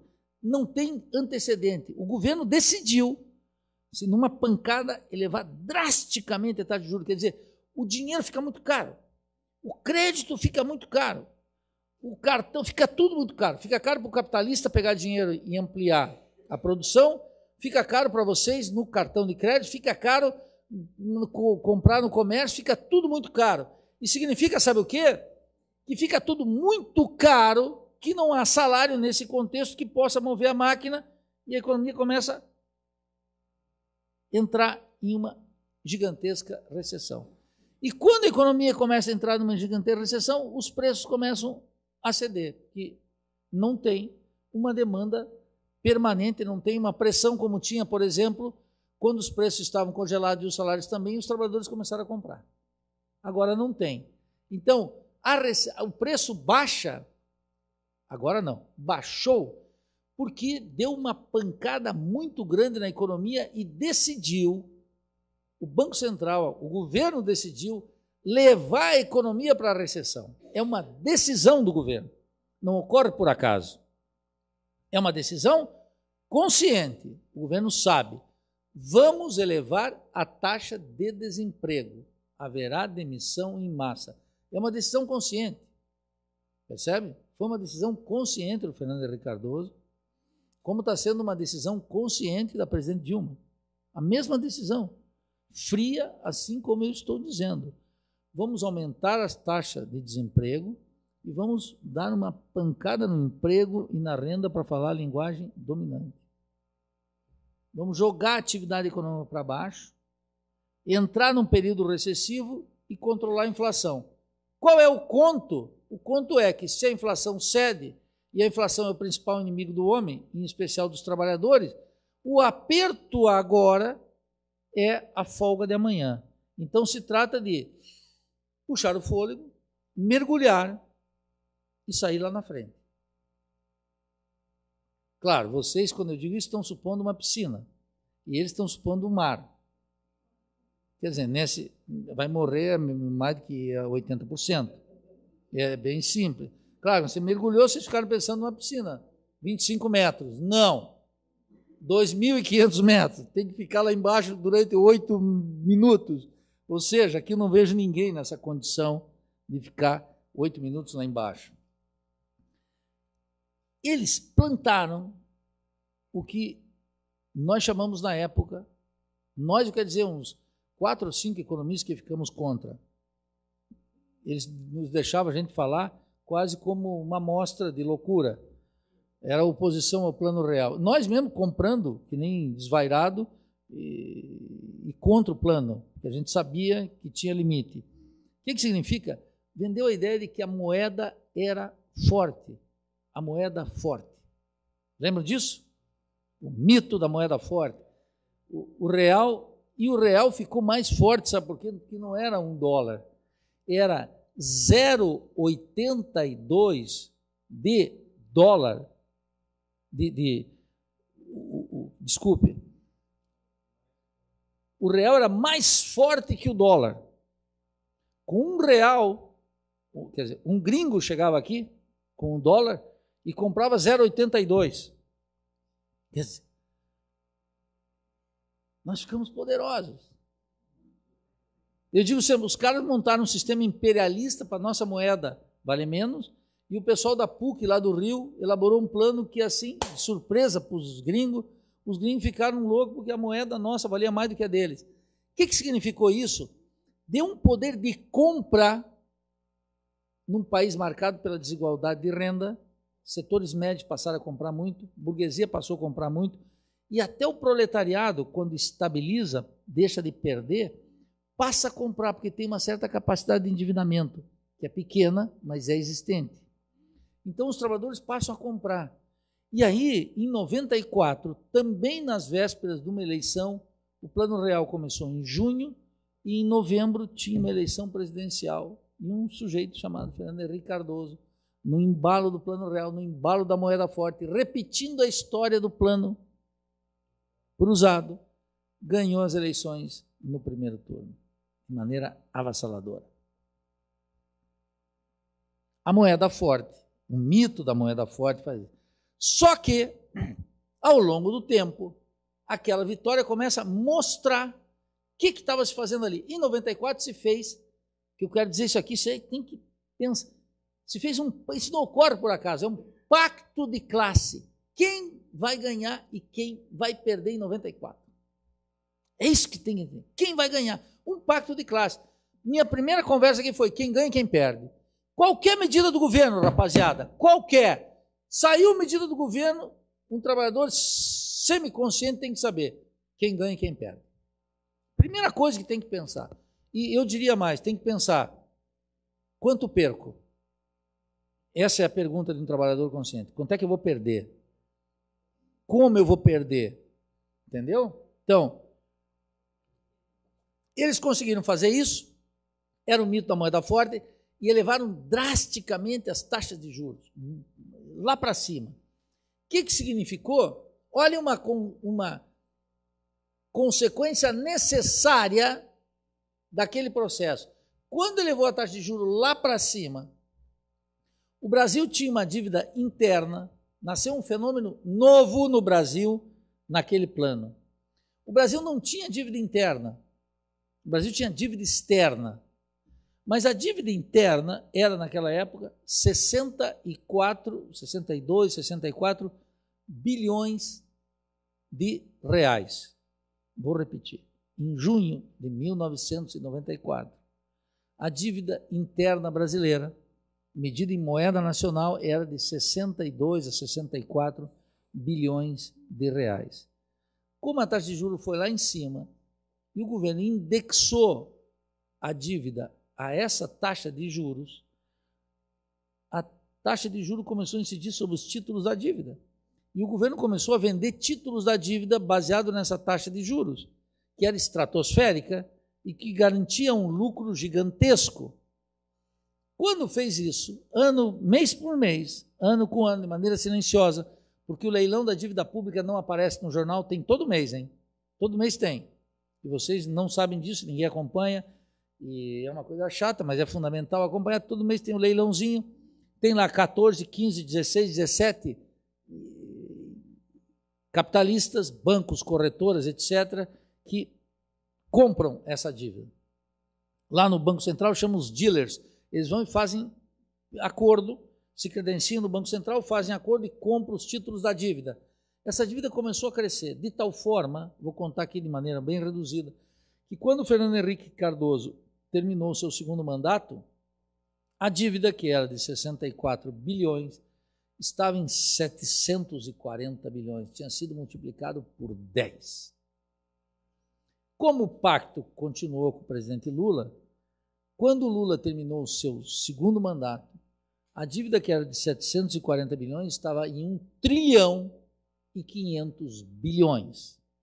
E como o pacto seguiu com a presidente Dilma, quando a presidente Dilma terminou o seu primeiro mandato e começou o seu segundo mandato, a dívida estava, 2 meses atrás, em 3 trilhões e 600 bilhões de reais. 3 trilhões e 600. Então, o Fernando Henrique multiplicou por 10, de 64 a 700. O presidente Lula por 2, de 700 a 1 trilhão e meio. E a presidente Dilma, num curto espaço de tempo, em 3 trilhões e 600 bilhões. O que isso significa? Que desde 94 não existia essa coisa chamada dívida pública interna. Isso foi criado com aquele plano real que deu estabilidade para os trabalhadores, o trabalhador ficou feliz, podia pegar a moedinha, comprar dólar, viajar para Buenos Aires e os abobados para Miami, comprar o enxoval da filha em Miami, que ia se casar. Então, pega aquela moeda fácil e a classe média então fica mais abobada ainda, porque ela já é abobada, ela gosta de Netflix, ela gosta do canal, e ela vai então para o shopping. Mas não vai no shopping aqui no centro, ela vai para Miami, porque é muito melhor. Porque tem um poder. Bem, quem garante isso? Garante essa gigantesca rolagem da dívida interna. E aí vem a segunda pergunta: como garantir a rolagem da dívida interna, que seguiu crescendo? Ora, com uma medida muito simples: tem que aumentar impostos, cobrar impostos. Por isso, os capitalistas reclamam o tempo inteiro, né, que é muito imposto. Nada. Isso é para os abobados. O capitalista sabe, ele vai lá e reclama, mas ele tem clareza. Ele diz, bom, para garantir o pagamento da dívida, a carga tributária tem que ser elevada. E a carga tributária era, no plano real, é um dado, 25% do PIB em 94, olha só, hein? Em 1994, a carga tributária era 25% do PIB, e em seguida, chegou no seu auge com Antônio Palocci, ministro do presidente Lula, em 36% do PIB, elevou 11%. Quer dizer, tem que aumentar impostos. Por quê? Tem que elevar a carga tributária para tornar sustentável o pagamento religioso da dívida. Quem paga a dívida? Paga a dívida a carga tributária, os aumentos dos impostos e a venda e os recursos que o governo arrecada com privatizações. Basicamente são as duas fontes. Então não tem. Tem que avançar nas privatizações. O que Fernando Henrique Cardoso fez? Acelera na elevação dos impostos e, segundo, acelera no programa de privatizações. Garante o que eu chamo aqui a República Rentista. Na República Rentista, naquele pacto feito em 94, quem comanda as ações? Em primeiro lugar, os banqueiros. Mas não dá para só banqueiro sozinho, tem que fazer uma aliança. Então tem que ter medidas compensatórias para os demais setores. O câmbio supervalorizado permite à classe média abobada comprar o enxoval da filha que vai casar com o Antônio Carlos em dezembro, no Natal, lá em Miami. Mas permite também para os industriais comprar máquinas e equipamentos lá fora com R$1 supervalorizado. Percebe isso? Como o real vale mais do que o dólar, o industrial tem real, vai no banco, compra, troca reais por dólares. Com esses dólares ele pode comprar máquinas e equipamentos lá fora muito barato. A custa de quê? A custa desse pacto. Como é que isso vai estourar? Não sei, vai tocando para frente. Vai aumentando a dívida interna e vai aumentando a dívida externa também, vai contratando em dólar lá fora. Por quê? Porque é muito mais barato buscar dinheiro lá fora do que aqui dentro. Por quê? Porque a taxa de juros aqui dentro é muito cara e lá fora é muito baixa. E durante um largo período a taxa de juros foi muito baixa lá fora e muito elevada aqui dentro. Se eu perguntasse para você, onde é que tu quer pegar dinheiro? Aqui, que o juro é 50, ou lá nos Estados Unidos, que o juro é 2,5. Aí qualquer um diria, lá nos Estados Unidos, que o juro é 2,5. E, inclusive, vai ser muito bom, porque é o seguinte, muita gente vai lá fora, contrata a 2,5, introduz esse dinheiro aqui, passa para o governo a um valor de 50, paga a conta, retoma a moeda e paga lá fora e ganha só com a especulação, sem produzir um óculos.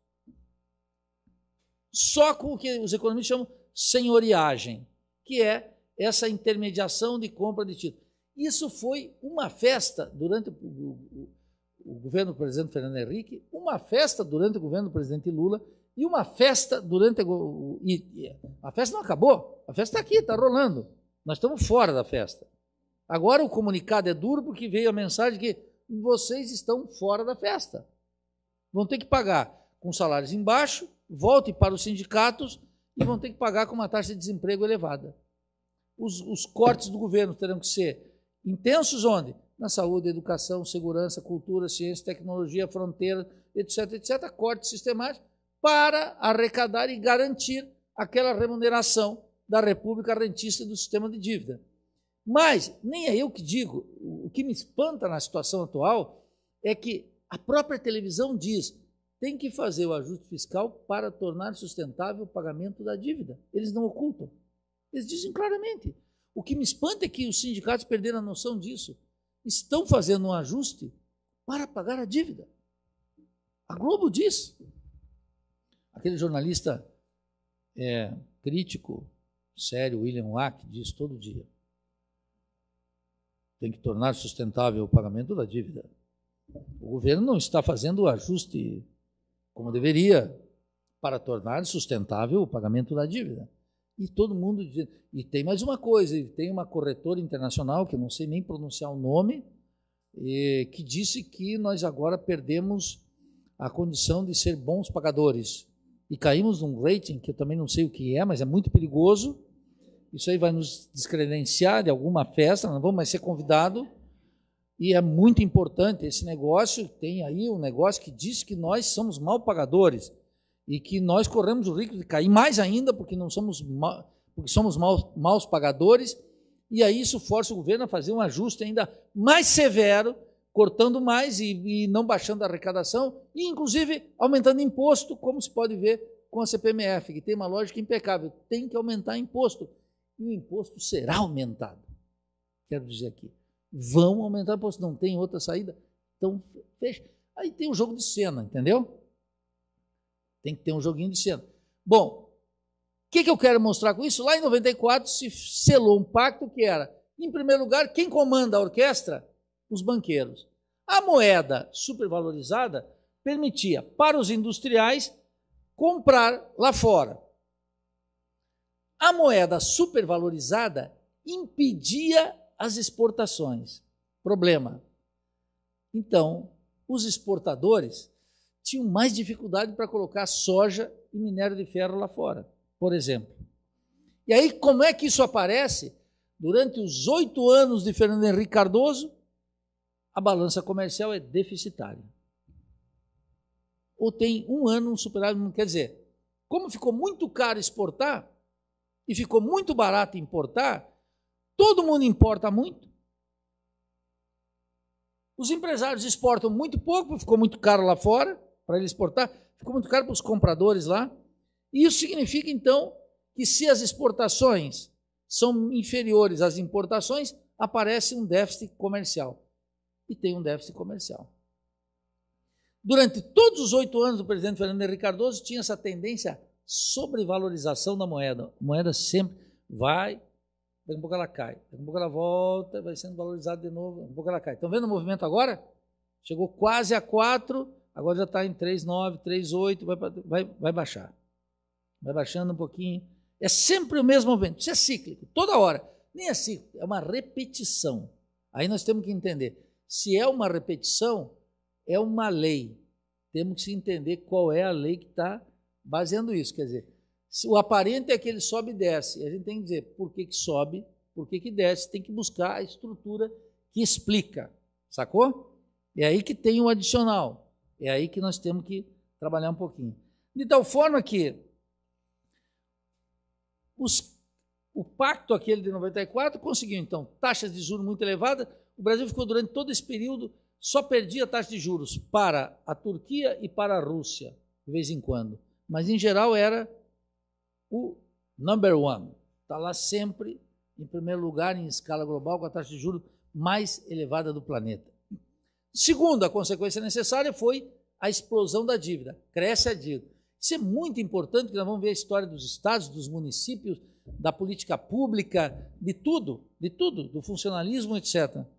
Sobe o endividamento. Terceiro, o país tem déficits comerciais sucessivos, muito graves, o tempo inteiro. E precisa, para isso, para fechar o balanço de pagamentos, então, compensar. Como é que faz? Abre o país para o investimento estrangeiro direto. Passa a depender cada vez mais do capital externo. Passa a depender cada vez mais do capital externo. Por isso que essas agências de rating aí, que todo dia aparecem no jornal, são importantes, porque é elas que dizem o seguinte: vale a pena e em que condições colocar o dinheiro lá no Brasil, fazer o investimento? Opa, só se o governo der garantias plenas. Se o governo der garantias plenas, colocamos lá. De tal maneira que, para garantir esse pacto, vem aí um setor que ganha muito, o investimento estrangeiro direto. Como a moeda não fica o tempo inteiro valendo mais que o dólar, o Fernando Henrique Cardoso teve 2 grandes desvalorizações. Como o presidente Lula teve 3 grandes desvalorizações. Então, a última do Fernando Henrique Cardoso foi no seu último ano de governo. Logo no finalzinho, deu uma brutal desvalorização da moeda. Quem lembra, 99? Uma gigantesca desvalorização da moeda, que o presidente Lula chamava de herança maldita. E, na verdade, era uma herança bendita, muito boa. Porque, se vocês observarem, no primeiro ano do Lula e joga no segundo ano do Lula, aquela desvalorização que o Fernando Henrique Cardoso fez, permitiu que o Brasil exportasse como louco, os exportadores ganhassem bilhões. E os superávites e a balança comercial, que era negativa durante 8 anos, passou a ser superavitária. Tão superavitária que bateu um recorde histórico que, num ano, se eu não estou equivocado, Daniel, 2001 ou 2002, o superávit foi de 46 bilhões de dólares. Quer dizer, entre tudo que se exportou e que se importou, foi de 46 bi. É um superávit sem antecedentes na história do Brasil. Quer dizer, olha o que nós temos que tirar aqui. Quando a moeda se sobrevaloriza em relação ao dólar, os empresários vão lá fora e compram máquinas e equipamentos, investem nos títulos da dívida, etc. Quando a moeda se desvaloriza, os outros empresários, os exportadores, ganham muito dinheiro. Nessas indas e vindas, o Pacto de 94, que garante uma aliança entre banqueiros, latifundiários, setor comercial, empresários industriais e uma parte dos trabalhadores no fundo de pensão, se mantém. Vão levando na maciota, vão levando juntos.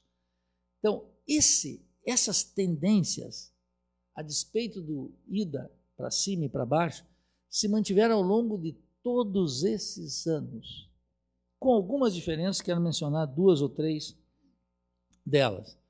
Desde 94, como o capital ganhou algo fundamental, acabou no Brasil a chamada indexação dos salários. Tinha um conjunto de mecanismos, o salário estava indexado por um conjunto de formas.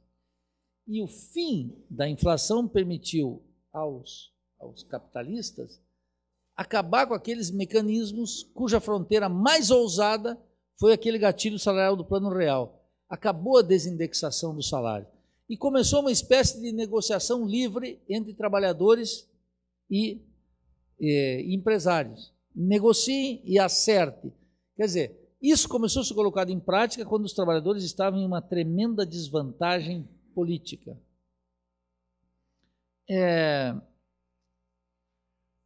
Nesses períodos, nasce algo fundamental. Nesse período, começa a se fortalecer. Aqui esse é um dado para você ver um dos dados aqui importantes. Quer dizer, olhem como é importante numa economia como a nossa, subdesenvolvida, e quero mencionar isso aqui com bastante detalhe, todo mundo pensa, isso, e é, que a economia, que o capitalismo no Brasil é uma economia moderna. Aqui tudo é moderno. Nós não somos uma Bolívia, não somos um Paraguai. Nós não somos um... Isso aqui parece que é uma coisa melhor. Não é. Não é em que sentido? É claro que são coisas diferentes. Mas veja, você vê que o Brasil está musicalmente, é um horror, né? Musicalmente nós estamos submetidos a essa excrescência, a esse mau gosto, a esse absurdo chamado sertanejo. Eu estou falando aqui porque eu sei que vocês não gostam disso. Aquilo é um absurdo. Tem um sujeito como um tal de Luan Santana, tem um sujeito como Michel Teló. Isso é de uma ignorância completa. Isso. Também tem aquele negócio das caminhonetes, né? As caminhonetonas, na cena urbana. O cara coloca a caminhonete, aquele sombreiro, aquele chapéu, sai por aí. Essa figura, que é uma figura agrária, é expressão disso aqui, que começa em 94. Olha que loucura que é isso aqui numa economia capitalista, moderna e subdesenvolvida como a nossa. Aqui está a produção de grãos no Brasil e está a expansão da área utilizada. Observem aqui. Observem como, desde 1995, há um crescimento da fronteira agrícola, uma expansão da área cultivada. Observe como ela cresce, e cresce sobretudo depois de 2003, começa a crescer, vou explicar por quê. Vai até 2007, dá uma baixadinha ali, quer dizer, fica estável, e agora, nos últimos anos, no mandato da presidente Dilma, cresce violentamente. Observem só, que nós estávamos comentando aqui, de 2011, que é 49,9, para 57, que é em milhões de hectares. Há uma expansão da fronteira agrícola, quer dizer o seguinte: crimes ecológicos, matança de sindicalistas, etc., uma gigantesca expansão da fronteira agrícola, dessa máquina exportadora que virou. Vocês podem ver, por exemplo, como é que o governo estimula isso. Só ver a propaganda oficial do governo do Banco do Brasil. O Plano Safra, por exemplo, dá 189 bilhões de reais para o que eles chamam agronegócio, que é os latifundiários, e dá 29 bilhões para a agricultura familiar. E a gente sabe que mais de 70% do que comemos vem da agricultura familiar. E sabe também que 37% do componente da inflação é alimentos. Se tivéssemos invertido a situação, se o crédito agrícola tivesse se expandido para a agricultura familiar e não para a agricultura de exportação, e se o crédito agrícola e se a reforma agrária tivesse existido, a pressão inflacionária poderia ser, no quesito alimentos, muito menor, porque a produção de alimentos dá de um semestre para outro, dá de um ano para outro. A resposta é muito rápida. E o que nós estamos vendo desde 94 é uma expansão da fronteira agrícola e uma gigantesca expansão da exportação de grãos. Independente do preço, porque aqui cresce sempre, quando os preços são favoráveis e quando os preços não são favoráveis. Quando os preços da soja caem, o que fazem os exportadores? Exportam um volume ainda maior para ganhar o mesmo recurso, para ganhar o mesmo lucro. Percebe isso? Se o preço sobe no mercado mundial, eles exportam bem. Se o preço cai, eles têm que dobrar o volume para ganhar a mesma coisa. Essas duas tendências combinadas fazem uma expansão da área agrícola e fazem uma expansão da exportação de grãos. E o Brasil se transformou numa economia que basicamente é um desenvolvimento capitalista que exporta produtos agrícolas, produtos minerais e importa produtos de natureza industrial. Aquele pacto de 94 fez isso. Estabeleceu um acordo que, veja, passou pelo governo do presidente Fernando Henrique, passou pelo governo do presidente Lula e passa pelo governo da presidente Dilma.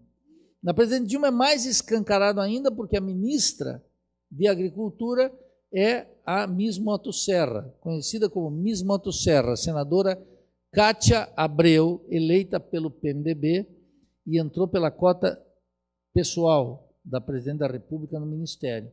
É representante desse setor. Essa tremenda renda que vem daqui é que, no fundo, sustenta, eu digo que é uma tremenda compatibilidade entre esse gosto deteriorado da música que está aí e a ascensão dessa fração da burguesia que são os fazendeiros. Então, mas olha, veja que o fazendeiro aqui não é um fazendeiro atrasado, ele é um fazendeiro ultramoderno. Ele tem como gosto musical o Michel Teló, o Luan Santana e mais um monte de bagaceirada aí, Vitor e não sei quem, André e não sei quem, Carlos e não sei quem, Arthur e não sei quem, Nildo e Guilherme, Fernando e Daniel, e vai por aí afora, interminável, todo dia nasce um. Na televisão isso também se reproduz de maneira ampliada, é uma loucura isso. Isso está sustentado nessa presença montada lá em 1994, uma tendência que se fortaleceu, passou por todos os governos. Segunda tendência que se fortaleceu em todos os governos, o superendividamento estatal. Cresceu até chegar aos 3 trilhões e 600. Terceira tendência que se fortaleceu, a participação da indústria no produto foi baixando de 25% lá em 94, agora para 12% do PIB. Quer dizer, o Brasil está cada vez mais produzindo produtos agrícolas e minerais e cada vez menos produtos industrializados. Há uma gigantesca regressão industrial no Brasil. E nós sabemos, e claro, nós estávamos revisando os dados aqui com o Daniel, se a gente pegar, eu teria que buscar aqui o saldo da balança comercial, se tu pegar ali, Daniel, de produtos industriais, eu vou ler aqui, vocês vão ver que o Brasil importa durante todos os anos do presidente Fernando Henrique Cardoso, de 2002 a 2007, melhora, que é o primeiro mandato do presidente Lula, e depois, já no segundo mandato, até agora, cai violentamente, de tal forma que o grosso do déficit comercial brasileiro é porque se importa produtos industriais. Cada vez mais. Por que isso é importante? Porque desde Adam Smith, lá na Inglaterra, no século XVIII, a gente sabe que a origem da riqueza é a divisão social do trabalho, o trabalho produtivo e o trabalho na manufatura. Pode crescer o campo, pode crescer o que se chama serviços, mas onde cresce a riqueza é efetivamente na indústria. E é por isso que provavelmente todos vocês estão usando aí algum produto vindo da China, que é um produto de natureza industrial. É aí que cresce. O país se enriquece, o conceito de riqueza nasce dessa indústria, não nasce de outra coisa. Não nasce do campo, não nasce dos serviços, não nasce dos bancos, não nasce do comércio, nasce da indústria. E a composição das exportações, essa que o Daniel está mostrando aqui, por exemplo, vocês vão verificar que no verde é o que o Brasil exporta, produtos básicos. Olha como cresce. Semi-manufaturados é aquilo ali. E manufaturados, olha como baixa, de 57 para 36. Vai baixando. Isso aqui desde 94. Você veja como é tendência. A tendência é muito clara. É uma tendência de continuidade. O que significa isso aqui? E outra coisa, hein? Muito provavelmente lá entre os manufaturados está, por exemplo, suco de laranja enlatado. Que vocês podem imaginar a dificuldade que é produzir suco de laranja enlatado. Isso aí precisa muita tecnologia. Isso aí precisa chamar engenheiros especialistas para fazer aquela caixinha. Lá em São Paulo, a Cutrale, aqueles 3 ou 4 grandes empresas. Então veja que há uma tendência muito sustentada aqui de 94, isso aqui vai crescendo, nós vamos exportando cada vez mais produtos básicos. mineração, produtos agrícolas, etc. Aqui, isso aqui, semifaturados mantém de 15 para 13. Mas olha a pancada naquilo que a gente chama indústria, que é a fonte da riqueza. Percebe? E são as grandes tendências estruturantes do plano real. É isso que não mudou jamais. Agora, todos nós, em função da propaganda política, dos partidos, etc., ficamos pegando as questões que são menos importantes. Quero me referir a elas aqui, para depois a gente dar um intervalo que a gente tinha combinado com o Luiz Fernando. Todo mundo fica entrando na conversa de que agora a questão social está sendo tratada. E eu digo, está sendo tratada de uma maneira muito perversa. Vou dar um dado para vocês. Durante todo esse período aqui, agora, o programa social mais importante da história da República é o Bolsa Família. O Bolsa Família consome 0,47% do PIB. Eu vou repetir.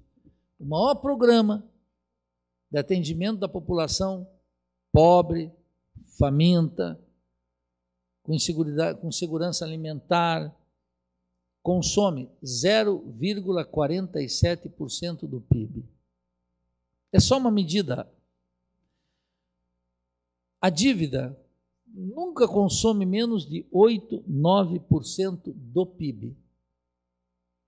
Vou dar um dado para vocês, para que vocês vejam a gigantesca diferença, que é algo que efetivamente deveria chamar a atenção de todos nós, todos os dias, mas que, curiosamente, a maioria de nós se recusa a observá-lo com o caráter cruel dessa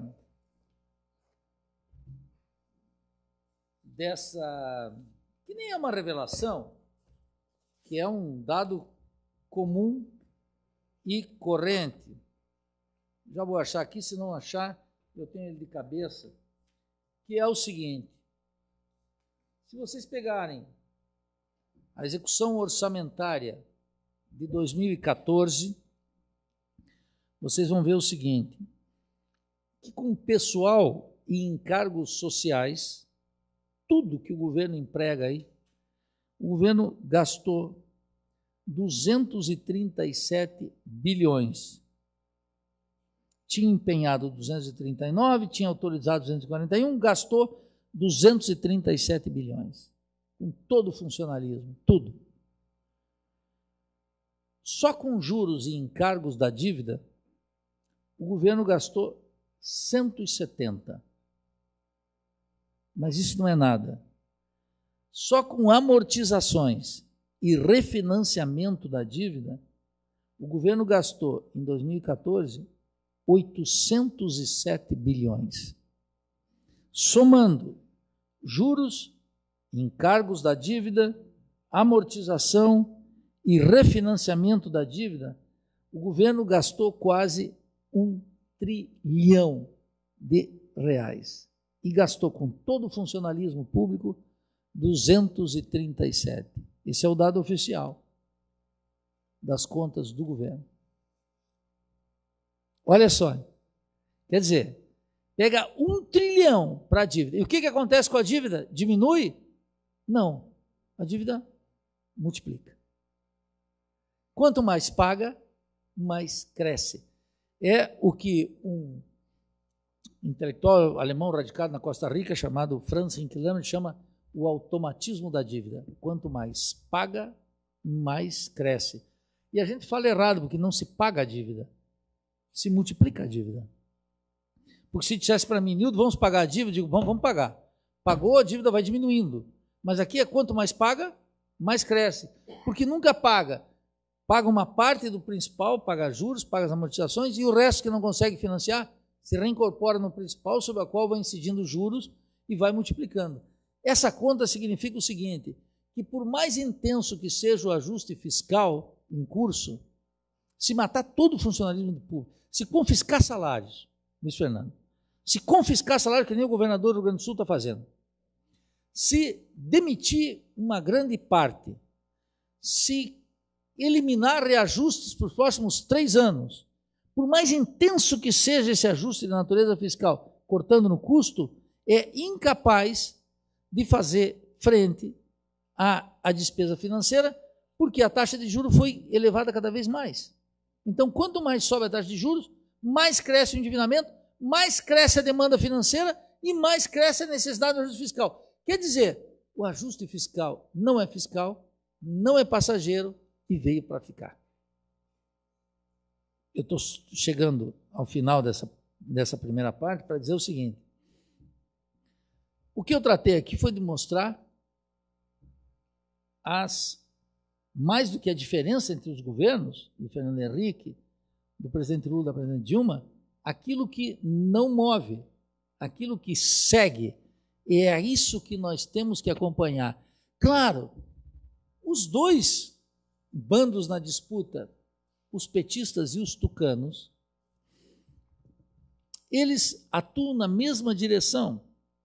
Quer ver como? Eles dizem o seguinte, o presidente Lula diz, tiramos 40 milhões da miséria e colocamos 30 milhões na classe média. Então, eu fui ver o que era uma classe média para dar esse dado, porque é uma soma, não é pouca gente, hein? Tirar 40 milhões da pobreza e colocar 30 milhões na classe média, no espaço de 8 anos, é uma transformação radical. Me chamou tanta atenção que eu fui ver o que é um sujeito de classe média. E a Secretaria de Assuntos Estratégicos da Presidência da República diz o que é um sujeito de classe média. Um sujeito de classe média alta, um sujeito de classe média alta. É aquele que ganha entre 739 e 1.039 reais. Sim, sua classe média abastada, sua arrogante gastadora, você é uma das que vai para Miami, né? Vai, classe média alta, tu tá lá todo fim de semana? Vejam, o que eu quero dizer, gente? O cálculo do governo é esse. O presidente Lula fala isso. Tu vê que os tucanos não contestam.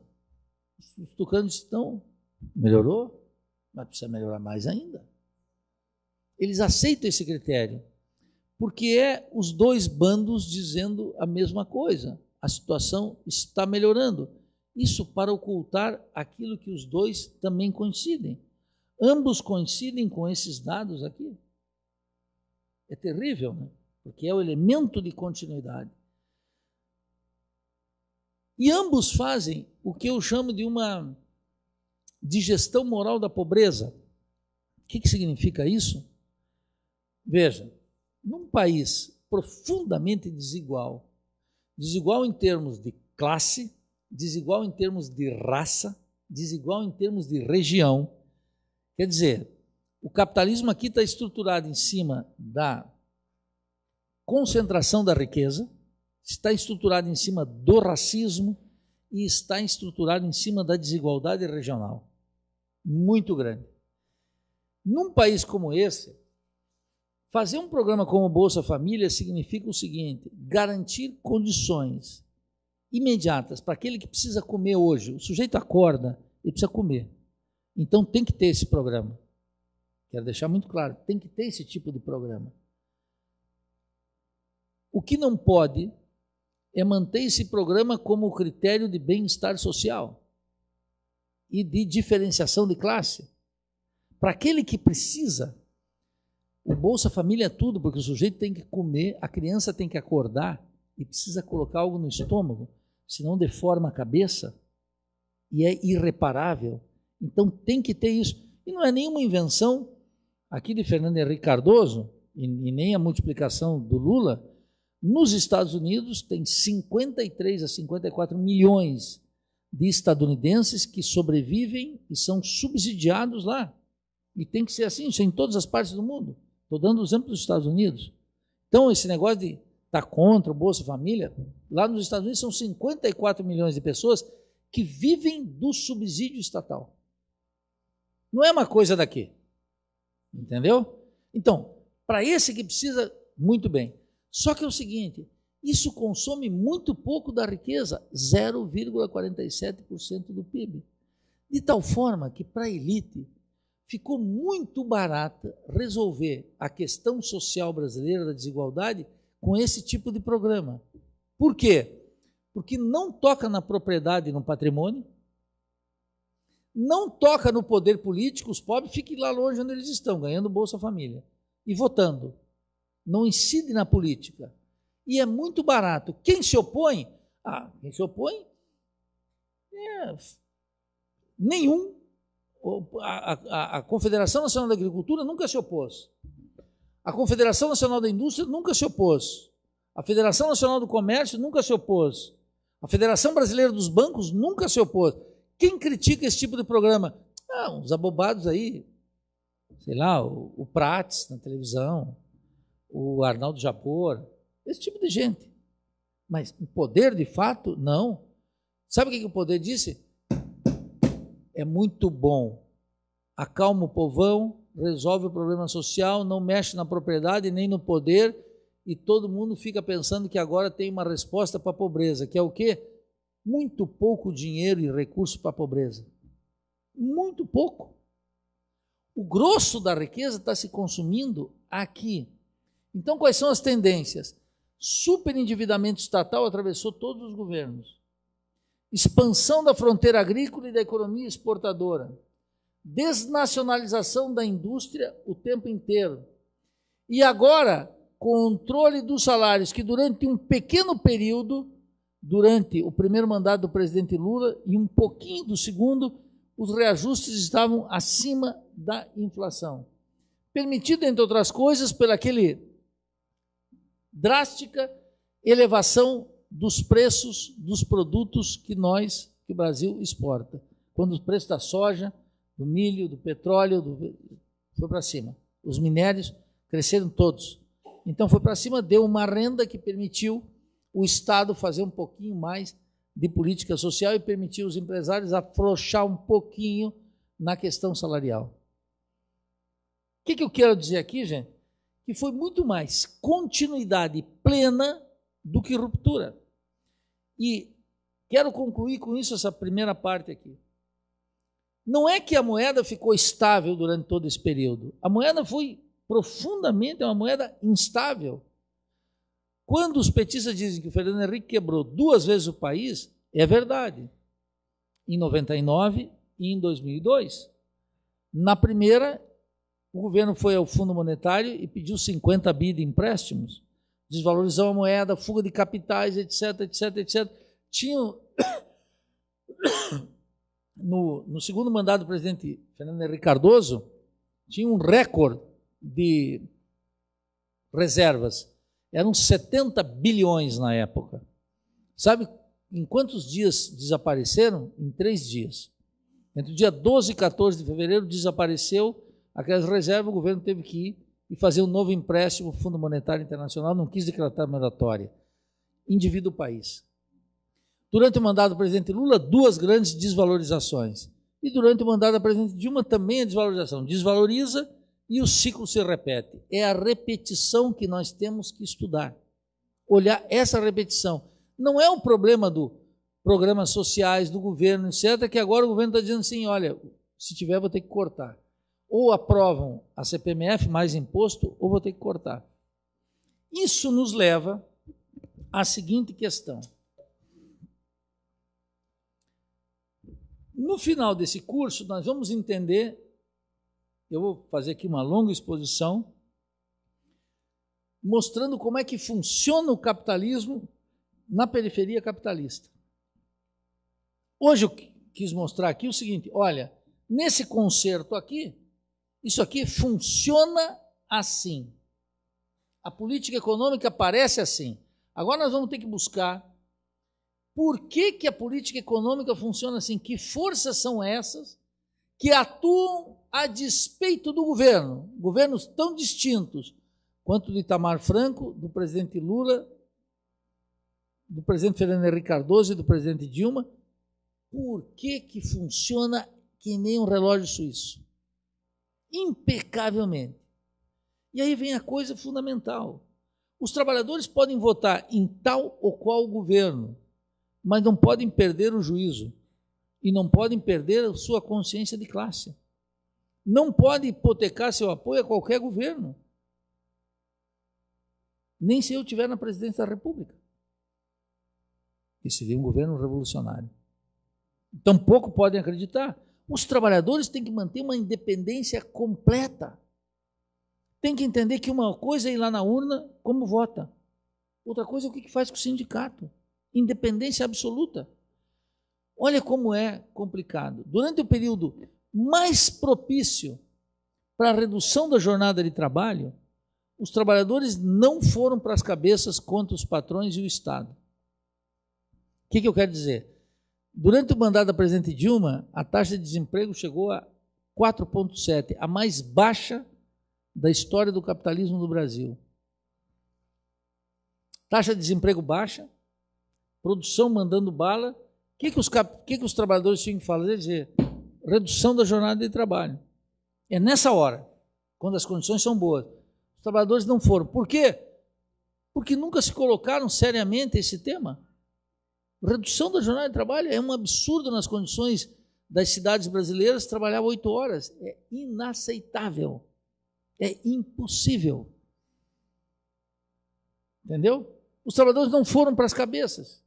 Quando reuniam as melhores condições, tinham que ter ido para a cabeça. Ficaram adormecidos. Falta de consciência política própria, de defesa de seus interesses. Tem que esquentar a chapa. Não importa quem é o governo. Os trabalhadores têm que esquentar a chapa, a temperatura máxima contra essa gente, qualquer que seja. E depois vamos ver o que dá para fazer. Primeiro o nosso interesse dos trabalhadores, depois o interesse dos governos. Representa o que eles quiserem. Qualquer governo. O que eu tratei de colocar aqui, e vamos discutir mais em seguida, é a impressionante continuidade, com algumas alterações que também omiti aqui, mas que a gente pode no debate colocar, a continuidade da política, como é sempre a mesma. E aquele pacto de classe de 94 está completamente respeitado. Os mesmos estão ganhando desde sempre. Os bancos enriqueceram como ninguém. O latifúndio, os fazendeiros, como ninguém.